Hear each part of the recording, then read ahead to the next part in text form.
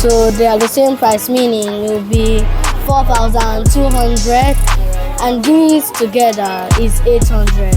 So if you add these two, they'll give 5,000 and 5,000 is the amount I have. Good afternoon, my name is Anike Chizaram and I'm from Scholars Quest International School. So I have some questions for you. But first, let me ask you what your job is. Okay. Nice meeting you, Chishron. You're highly welcome to our shop. I'm Sandra by name. Okay. I work in Royal Place Supermarket, Sherry Magodo. My main work here is for me to make sure that everything going out and coming in is okay. And I go around to check, make sure that everything is in order. That's my work here.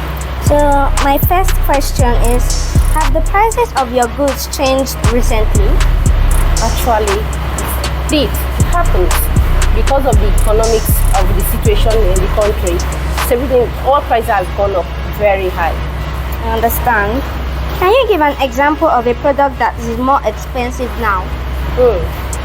Let's talk about rice. Price of rices is expensive. Talk about beans, and not only that. If you talk about let's say, thank you very much. If we talk about in fact, a lot of products are all expensive. Good afternoon, ma'am. My name is Anike Chizaram, and I'm from Scholars Quest International School. So what's your name? Oyedamola. Should I address you as Miss or Mrs.? Mrs. So, Mrs. Oyedamola, I have some questions for you. So the first question is, have the prices of your goods changed recently? Yes, almost every case. Okay. Question 2. Can you give an example of a product that is more expensive now? We deal with seafood too.